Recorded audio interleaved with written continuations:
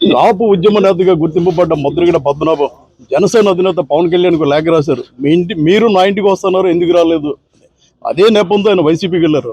కానీ ఇప్పుడు జన సైనికులు కానీ సోషల్ మీడియా కానీ ఒకటే అడుగుతుంది, కాపులు కాబట్టి మీ ఇంటికి రమ్మన్నారు, రెడ్డి గారు కాబట్టి మీరు ఆయన ఇంటికి వెళ్ళారని.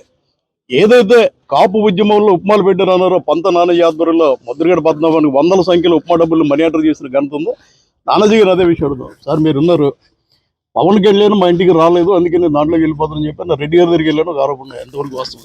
ఒక విషయం చెప్తానండి.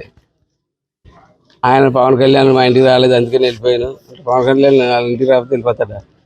అంత ముందు రోజు ఇంకో మాట అన్నాడు, ఇప్పటికీ వైసీపీ వాళ్ళు నా గొమ్మ ఎక్కడ నేను రాను, మరి అది చేయలేదు. కాబట్టి సరే అతను ఒక ఎజెండా ఉంది, let him do his agenda. అతను కాపుల్ని మిగిలిన ప్రపంచం నుంచి దూరం చేసేద్దామని ఎవరి దగ్గర కాంట్రాక్ట్ ఒప్పుకున్నాడు. దూరం చేసి ఆ పని చేసేసాడు అతను. కాపులంటే మేమంటే ద్వేషం వచ్చేటట్టు చాలా కులాలకు చేసేసాడు అతను. మాకు ముక్కుపచ్చలారిన వయసు ఎప్పటి నుంచి కుర్రలు అందరినీ తయారు చేసి ఇతర కులాల మీద ద్వేషించేటట్టు తయారు చేసేసాడు. ఇతర కులాలు కాపులు ద్వేషించే పరిస్థితి తీసుకొచ్చాడు. అతని పని కాంట్రాక్ట్ ఒప్పుకున్నాడు. అది అక్కడ రెడ్డి గారి దగ్గర కాంట్రాక్ట్ ఒప్పుకున్నాడు, ఆ కాంట్రాక్ట్ చేసేసాడు. ఆ కాంట్రాక్ట్ అయిపోయిన తర్వాత మళ్ళీ రెడ్డి గారి దగ్గరికి వెళ్ళిపోయాడు.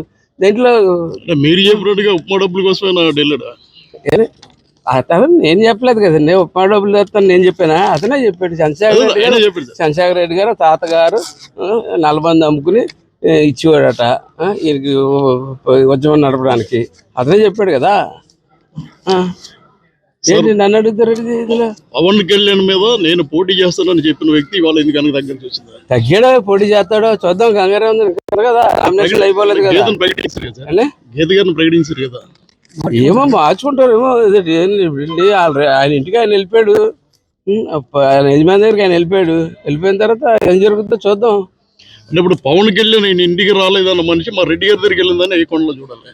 పవన్ కళ్యాణ్ గారు రెడ్డి ఏమనుకుంటున్నారండి? ఎవరింటో అలా ఇంటికి వెళ్ళిపోవడానికి ఆయనకు ఒక ఎజెండా ఉంది.